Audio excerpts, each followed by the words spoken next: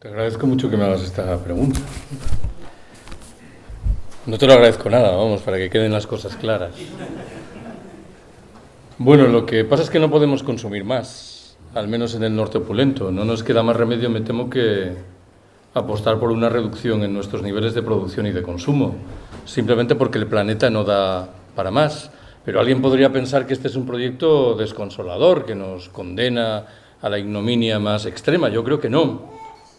Creo firmemente que podemos vivir mejor con menos, si somos capaces, claro, de redistribuir la riqueza y si somos capaces de establecer una relación con el mundo natural y con las personas que no se asiente en lo que marca hoy esos vínculos, que es la mercantilización de todas las relaciones.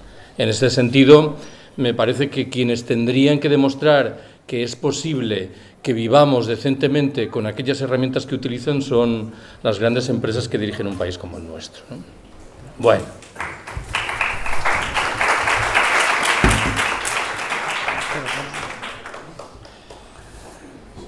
Lo que voy a intentar esta tarde es explicaros mi versión relativa a ese acuerdo transatlántico de comercio e inversiones que negocian desde hace un tiempo los Estados Unidos y la Unión Europea y que, de entrar en vigor, afectará directamente a 820 millones de personas que son responsables de la generación de más de la mitad de la riqueza planetaria y de los principales flujos de inversiones, de investigación y desarrollo y, en fin, de fusión de empresas.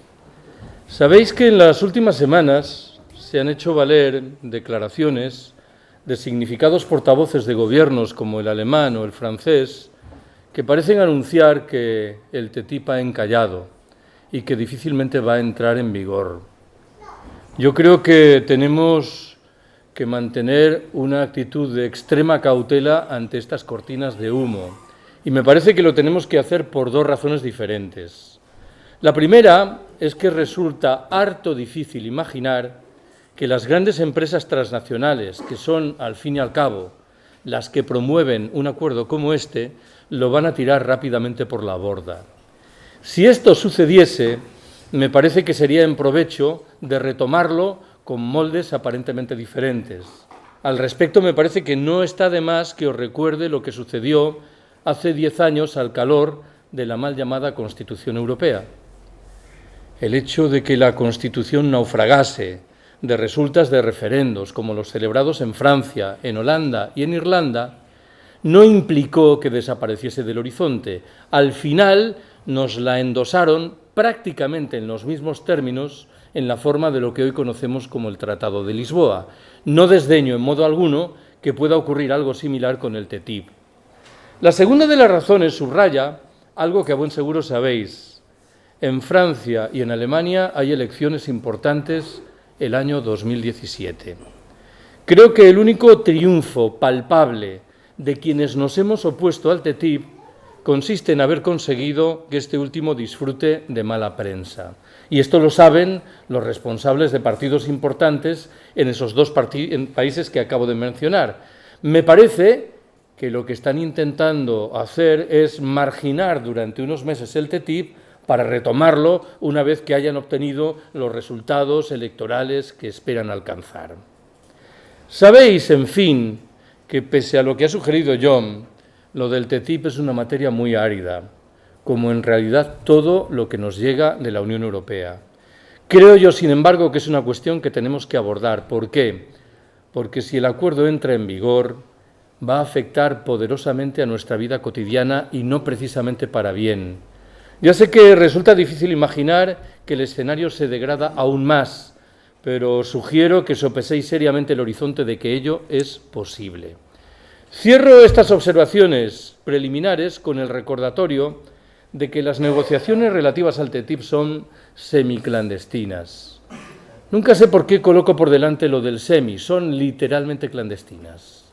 Lo que sabemos sobre este acuerdo se deriva de algunas filtraciones, de la inferencia que nace del conocimiento de otros textos, al menos en una primera lectura similares, como es el caso del CETA, que la Unión Europea negocia con Canadá, y sobre todo de nuestro conocimiento en lo que respecta a qué es lo que las grandes empresas transnacionales desean para el futuro inmediato.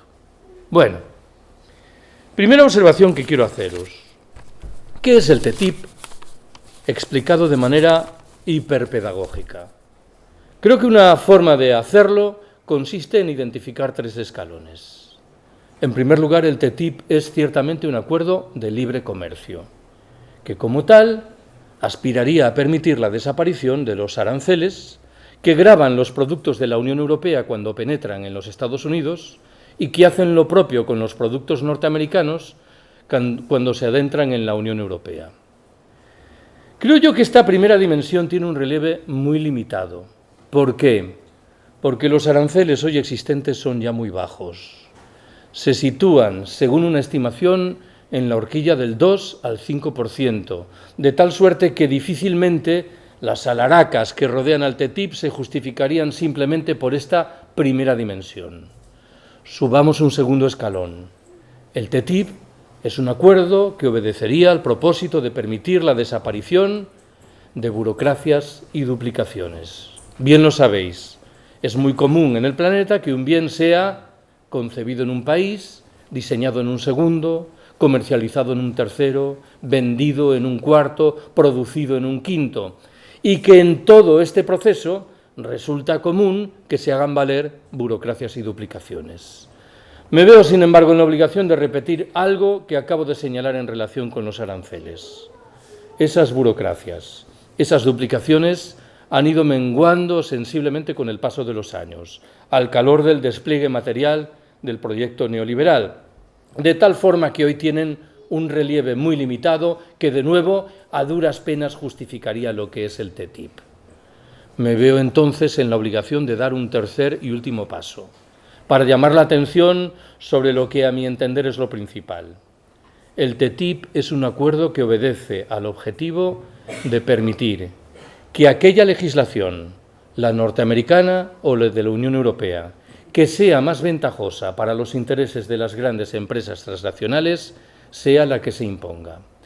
Como tendréis, creo, la oportunidad de comprobar al calor de mi charla, es verdad que son mayoría los terrenos en los cuales la legislación propia de los Estados Unidos es más ventajosa para las grandes empresas transnacionales. Pero ya anuncio que no faltan los ámbitos en los cuales es la legislación de la Unión Europea la que pretenderían imponer estas empresas. Segunda observación que quiero haceros.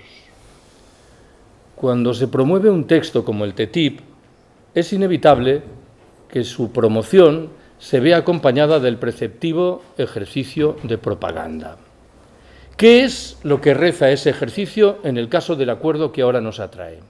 Se ha dicho, gracias al TTIP vamos a recuperar el camino del crecimiento económico. En virtud del TTIP vamos a proceder a crear un sinfín de puestos de trabajo. Merced al TTIP tendremos la oportunidad de comprobar cómo los precios de muchos bienes se reducen. En el caso preciso de la Unión Europea, a estas 3 tesis generales se suele agregar una cuarta que dice que la Unión Europea, gracias de nuevo al TTIP, va a abandonar definitivamente la senda de la crisis en la que mal que bien está inserta desde el año 2007. Esto que acabo de contaros se ha traducido en promesas precisas. Se ha dicho, por ejemplo, que el TTIP iba a permitir que la renta per cápita media en la Unión Europea subiese 545 euros. Estimaciones más recientes bajan esta cifra para situarla en solo 14 euros anuales, cuando no consideran seriamente la posibilidad de que, en virtud de la aplicación del acuerdo, la renta per cápita baje en términos numéricos.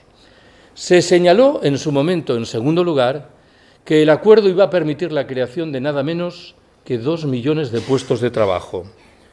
Un informe reciente de la Comisión Europea reconoce, sin embargo, que podrían perderse empleos en maquinaria electrónica, equipos de transporte y metalurgia, madera y papel, comunicación y servicios, agricultura, fertilizantes y agrocombustibles. Me temo que no queda fuera ningún sector de la economía. En lo que respecta, en fin, a eventuales descensos en los precios de los bienes, creo que la gran pregunta que tenemos que hacernos es la relativa a si no será a costa, como me temo, de pérdidas objetivas en el escenario de nuestros puestos de trabajo, de tal manera que lo que ganemos por un lado lo perdamos con creces por el otro. Me parece a mí que hay muchos empresarios en la Unión Europea que han decidido contemplar solo la cara aparentemente positiva del acuerdo y olvidan el lado negativo. ¿En qué estoy pensando? La percepción de muchos empresarios viene a decir: gracias al TTIP, mis productos van a penetrar con mucha mayor facilidad en una economía tan golosa, 315 millones de consumidores, como la norteamericana. Olvidan, claro, la contrapartida. Los productos estadounidenses van a penetrar con mucha mayor facilidad en la Unión Europea, que es, al fin y al cabo, me temo, el escenario en el que colocan sus bienes o sus servicios la abrumadora mayoría de estos empresarios a los que me estoy refiriendo. Una de las preguntas centrales que hay que hacerse en este orden de cosas es la relativa a quién está llamado a salir ganando al calor del TTIP. Creo que es una pregunta de respuesta sencilla. Las grandes empresas transnacionales, tanto norteamericanas como europeas. ¿Quién saldrá perdiendo, en cambio? Las pequeñas y medianas empresas, los trabajadores, las mujeres, las economías menos competitivas y también, y sobre esto volveré, los países más pobres del planeta. En su momento, y creo que con muy buen criterio, Susan George afirmó que, hablando en propiedad, el TTIP no es un acuerdo de libre comercio, que es una carta de libertades para las grandes empresas transnacionales. Permitidme que al respecto rescate un dato, a mi entender, muy ilustrativo. Un estudio realizado sobre las reuniones convocadas por la Comisión Europea para discutir unas u otras dimensiones del TTIP concluyó que en el 93% de los casos los convocados eran representantes de las grandes empresas. Me parece que este dato estadístico es suficientemente esclarecedor a la hora de determinar quién está interesado en defender un acuerdo como el TTIP. Tercera observación que quiero haceros. Me interesa sopesar brevemente, casi de manera telegráfica, cuáles están llamadas a ser las consecuencias de una eventual aplicación del TTIP en 6 ámbitos precisos: el de la agricultura y la ganadería, el de la energía, el del trabajo, el de los servicios, el de las mujeres y, en fin, el de lo que llamaré la libertad intelectual. Empecemos por lo de la agricultura y la ganadería. Lo primero que tengo que subrayar es que si desaparecen los aranceles, que mal que bien, y sabéis que de manera muy conflictiva, protegen a la agricultura y a la ganadería de la Unión Europea, lo más sencillo es que una y otra se vean sometidas a la competición feroz de una agricultura y una ganadería mucho más mecanizadas e industrializadas como es la norteamericana. Las consecuencias se anuncian muy delicadas. Por ejemplo, en términos de cambios en el régimen de alimentación animal en provecho del maíz y de la soja. Por ejemplo, en forma de una apuesta creciente en provecho de las grandes explotaciones, de la especialización regional y de una general pérdida de puestos de trabajo. Por ejemplo, en la forma de problemas sin cuento para el despliegue de lo que llamamos agricultura de proximidad y relocalización. Los perjudicados mayores serán los pequeños y medianos agricultores y ganaderos, tanto en la Unión Europea como en los Estados Unidos. No olvidéis tampoco que en este terreno la fórmula maestra que se supone al menos que opera en la Unión Europea es muy diferente a la que rige en los Estados Unidos. ¿En qué estoy pensando? En la Unión Europea se supone, repito esta cláusula cautelosa, que se aplica el llamado principio de precaución. ¿Qué significa esto? Que para comercializar un producto es preciso demostrar con anterioridad que ese producto no es dañino, no es pernicioso. Por sorprendente que os parezca, esta fórmula no es de aplicación en los Estados Unidos. Estoy hablando de un terreno marcado por debates que a buen seguro han determinado vuestra atención en algún momento en los años pasados. Me refiero al empleo de cloro en los pollos, al de hormonas en la carne, al uso de antibióticos y de pesticidas y, cómo no, a la presencia creciente de alimentos transgénicos.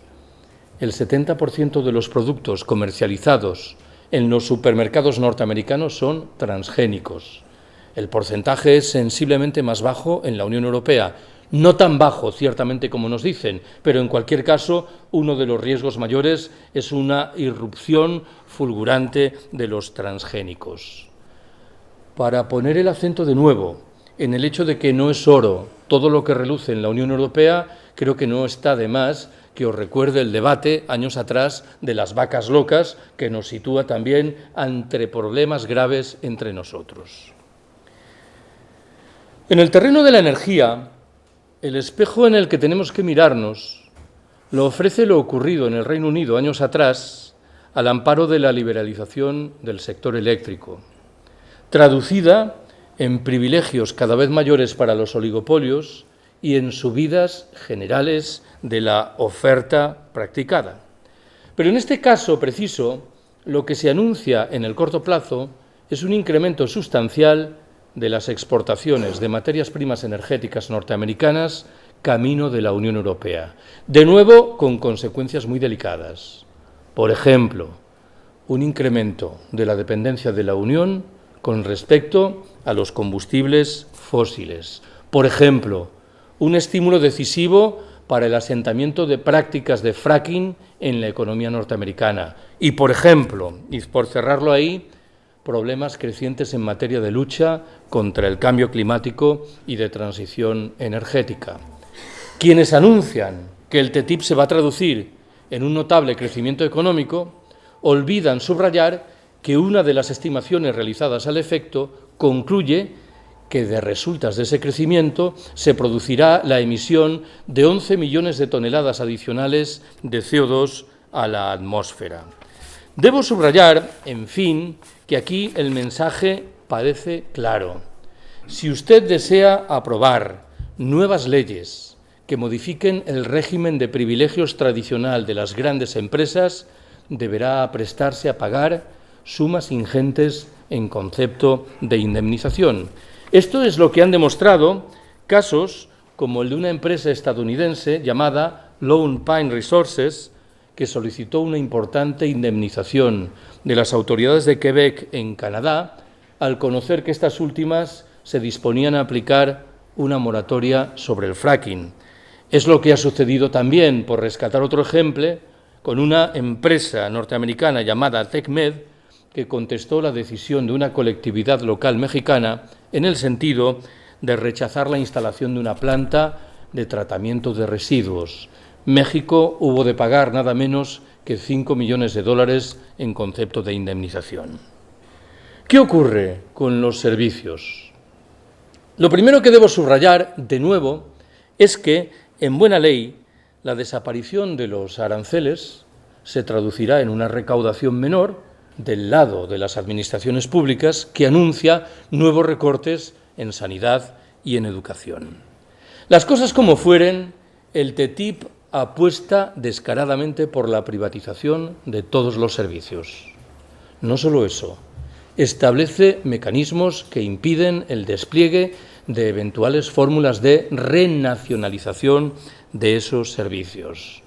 También aquí debo llamar la atención sobre el hecho de que la legislación en vigor en los Estados Unidos señala que, en principio, todos los sectores económicos y comerciales son liberalizables, algo que anuncia un panorama muy delicado en el caso de segmentos emergentes de la economía como los vinculados con la genética, con la biotecnología o con la inteligencia artificial.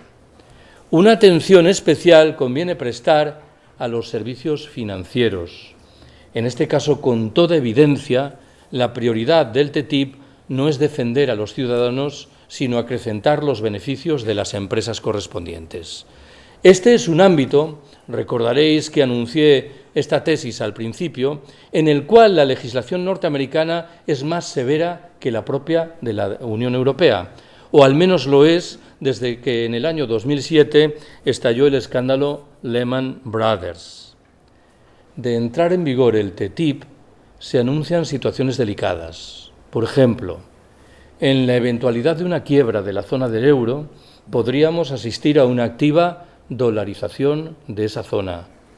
Hay quien señala que el TTIP, en fin, establece normas severamente restrictivas ante la eventualidad de que algún gobierno se apreste a distinguir entre una deuda legítima y otra que no lo es. Cuando gobiernos como el griego o el argentino en su momento coquetearon con este horizonte, no se enfrentaron a toda una parafernalia legal como la que incorporará el TTIP en el caso de que se haga valer naturalmente y en el caso de que algún gobierno decida seguir este camino. En el ámbito laboral, lo que se anuncian son nuevas agresiones contra los derechos de los trabajadores, que asumirán la forma de salarios cada vez más bajos, jornadas laborales cada vez más prolongadas, derechos sociales que retroceden, precariedad que se extiende por todas partes, facilidades, en fin, de desplazamiento forzoso de los trabajadores. Se anuncia también, por cierto, un descenso del peso de los salarios en el reparto general de las rentas. Yo ya no sé cuál es la posición de nuestro Partido Socialista en relación con la reforma laboral que el Partido Popular desplegó años atrás, pero me parece un tanto sorprendente que el Partido Socialista respalde un acuerdo como el TTIP, que en buena ley llevará aparejada una reforma laboral bastante más severa, aunque resulte difícil imaginarlo, que lo que hemos padecido en los últimos años. También en este caso me veo en la obligación de subrayar que las normas en vigor en los Estados Unidos se despliegan al margen de los acuerdos no precisamente ambiciosos que se han ido gestando al amparo de la Organización Internacional del Trabajo en ámbitos decisivos como los relativos a la negociación colectiva, a la libertad sindical o al trabajo infantil. El acuerdo se anuncia particularmente lesivo con las mujeres, que serán las víctimas principales de la reducción de la ya muy precaria acción social de las administraciones públicas.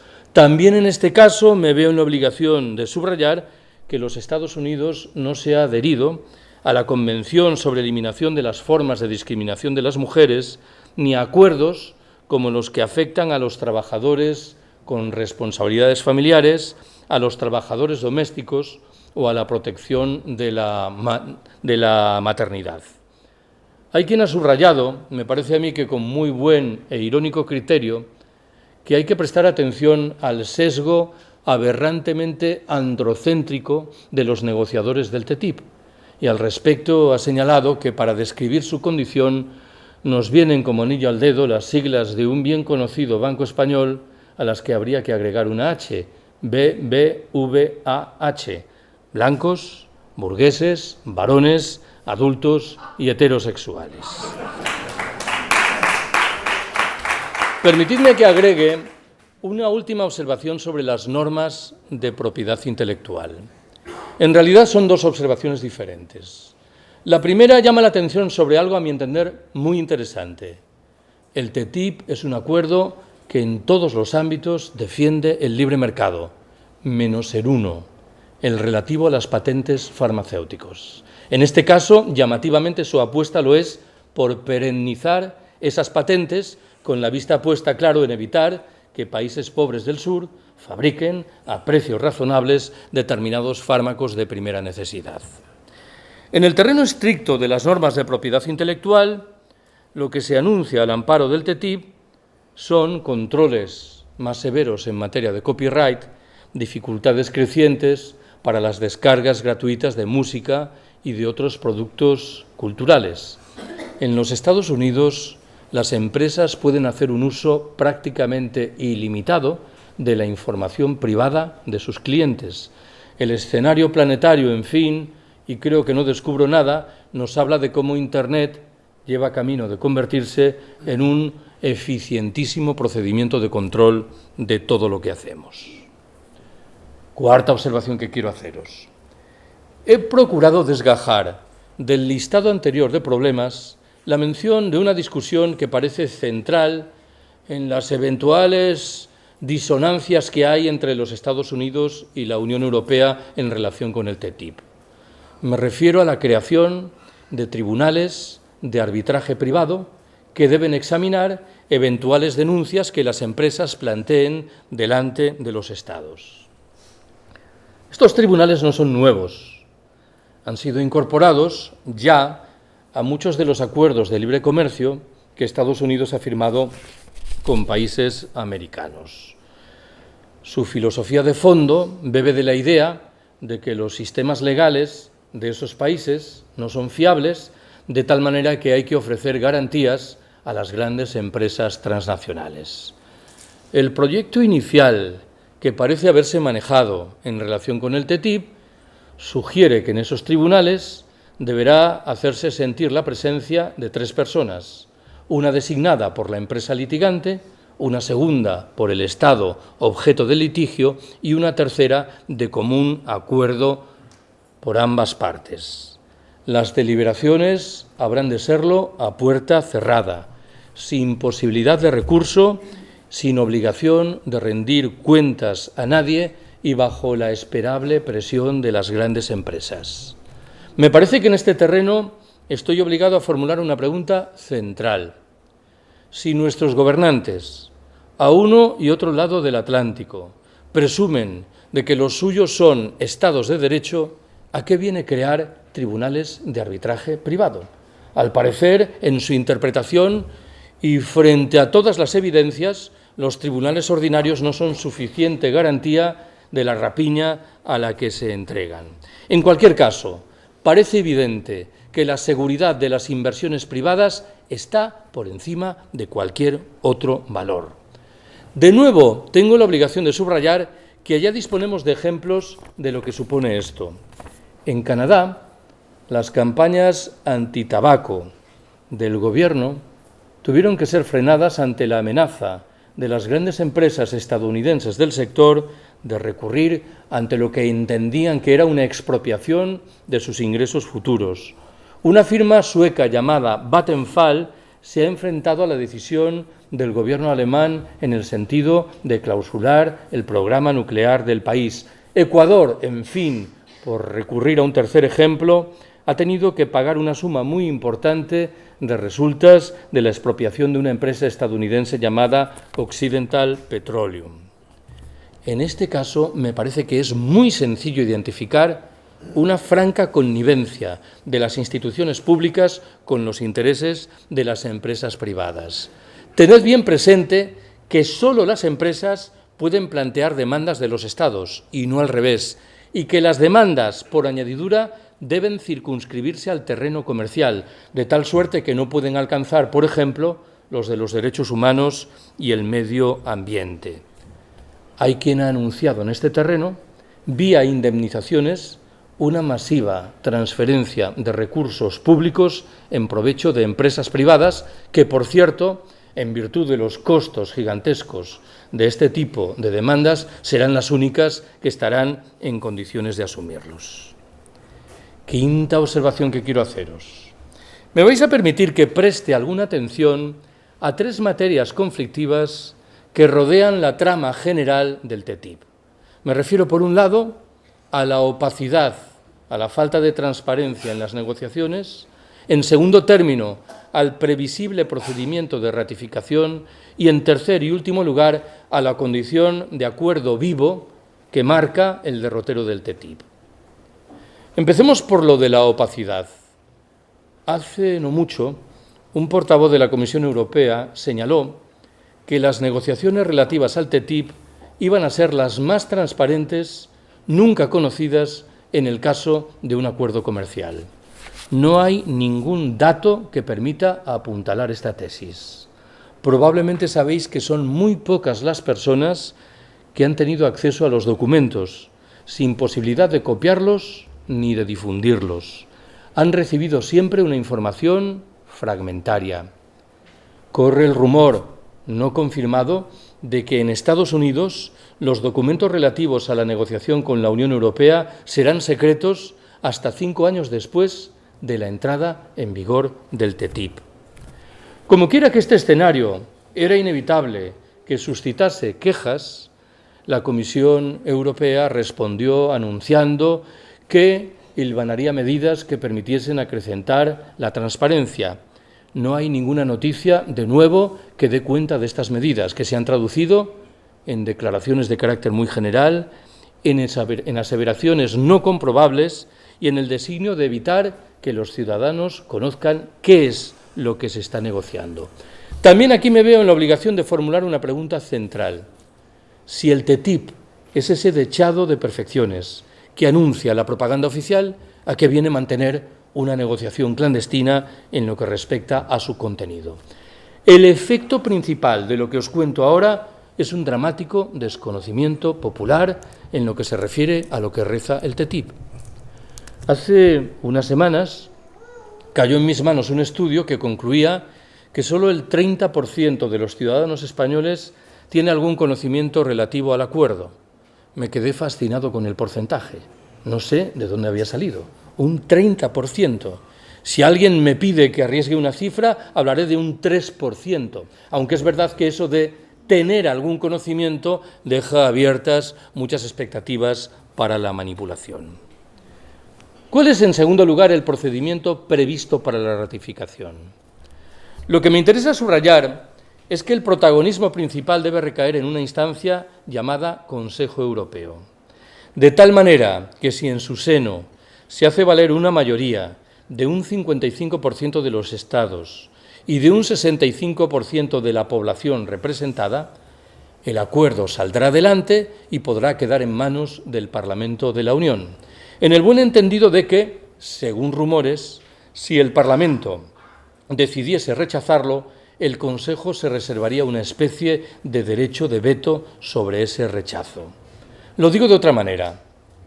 En el caso del TTIP, la ratificación queda visiblemente en manos de las altas instancias directoras de la Unión Europea y escapa a cualquier procedimiento de control por los parlamentos de los Estados miembros y más aún por las poblaciones de estos últimos.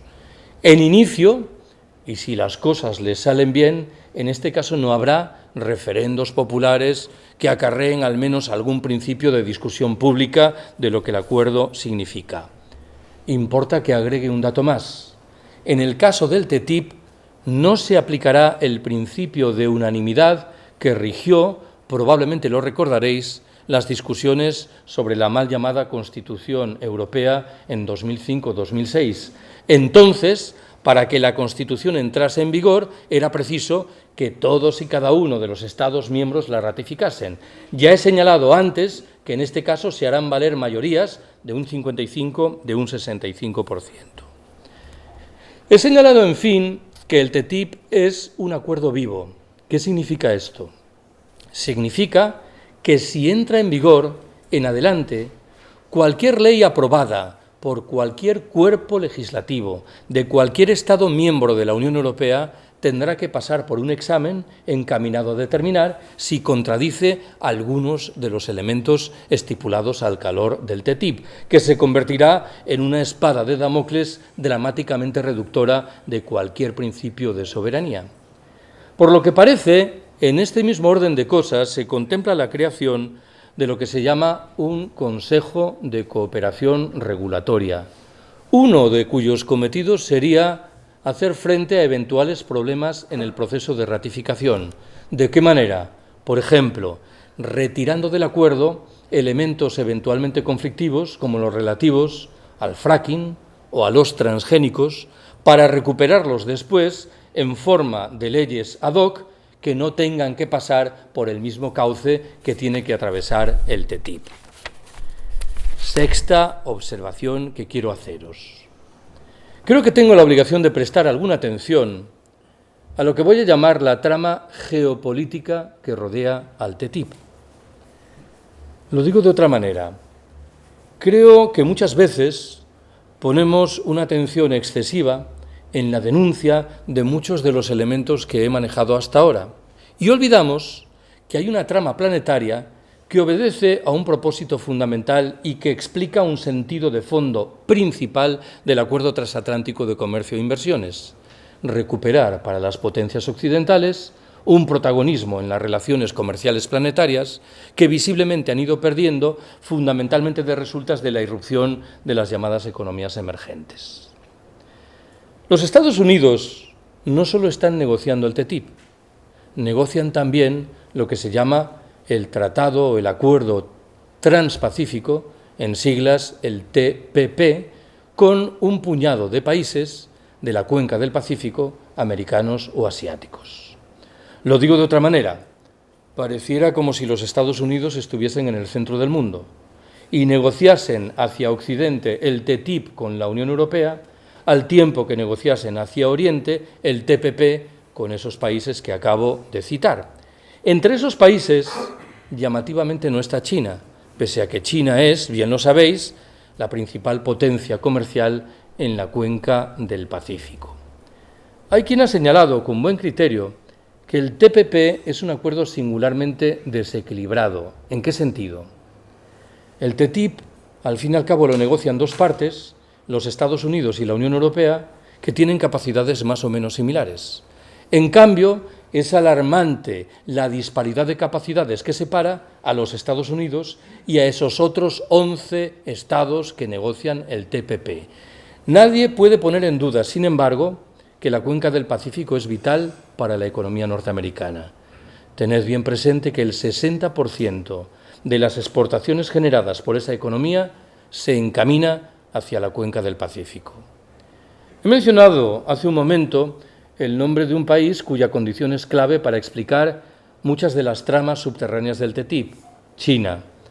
Parece evidente que el acuerdo se encamina a propiciar dificultades crecientes para la irrupción de las empresas y de los productos chinos, tanto en la Unión Europea como en los Estados Unidos. Hay quien se ha referido al respecto a un proyecto de securitización de las políticas comerciales.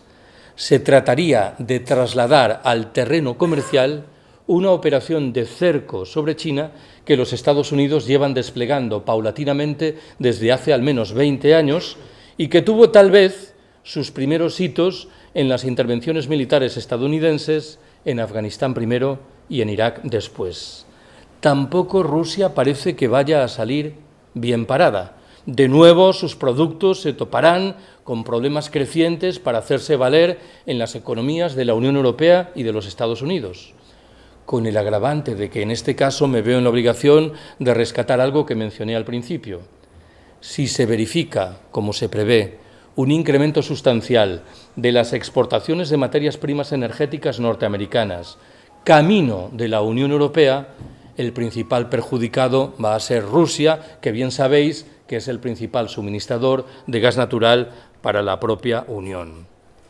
Hay un acuerdo absolutamente unánime entre los expertos, partidarios o detractores del TTIP, en el sentido de que este último va a perjudicar palmariamente a los países pobres del sur, que de nuevo se van a topar con problemas crecientes para colocar sus productos tanto en los Estados Unidos como en la Unión Europea.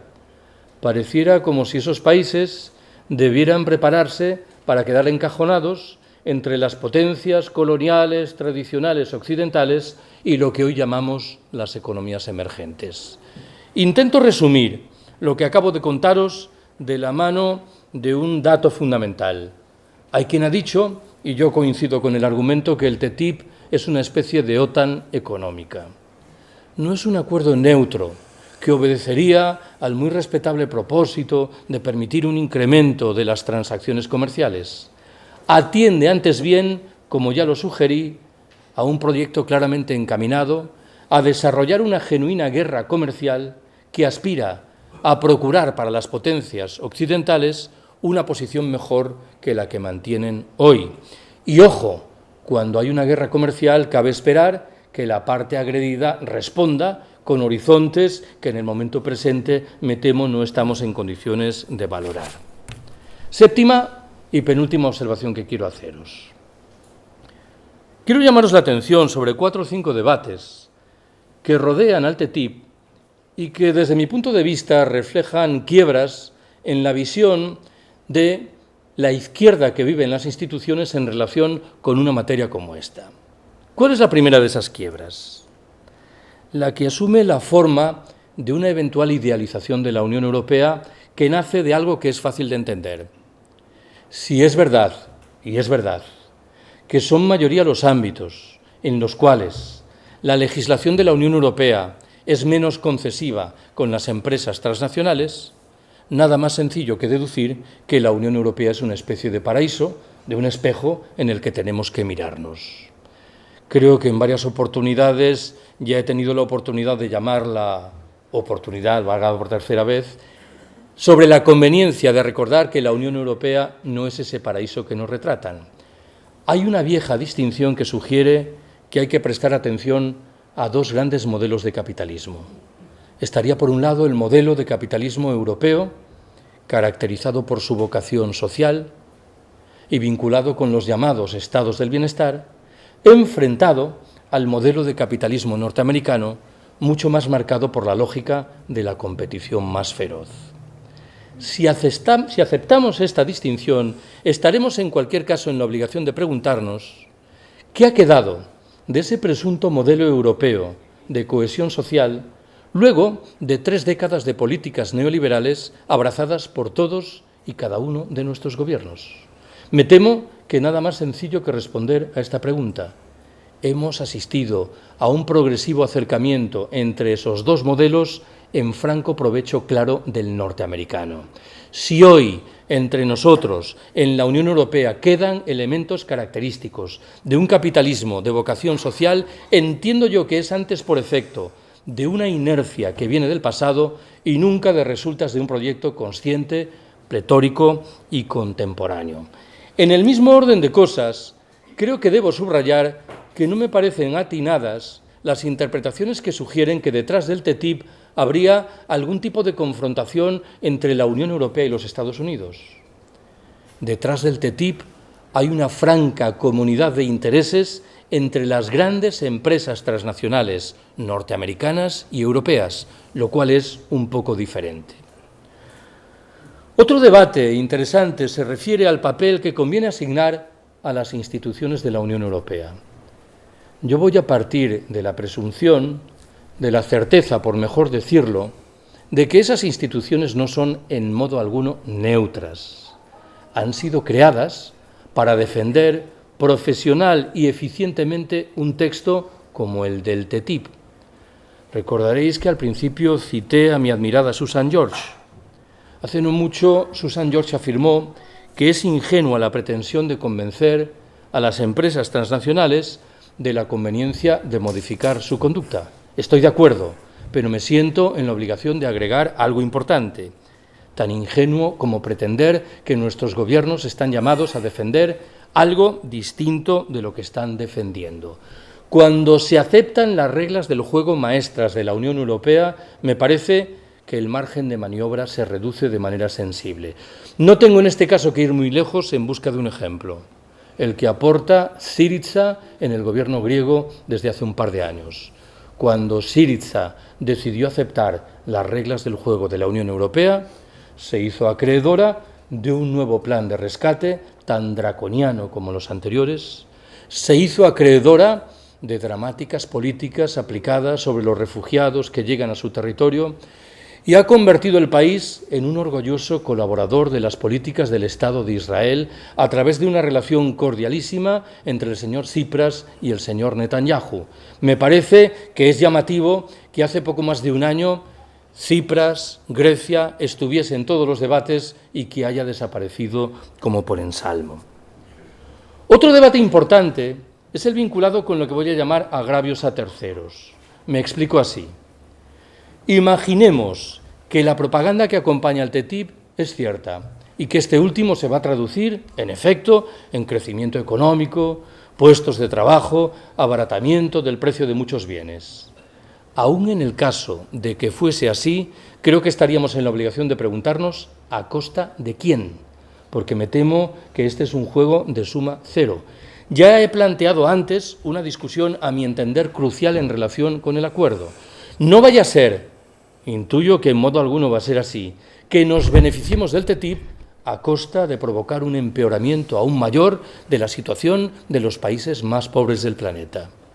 Rescato un cuarto debate de interés.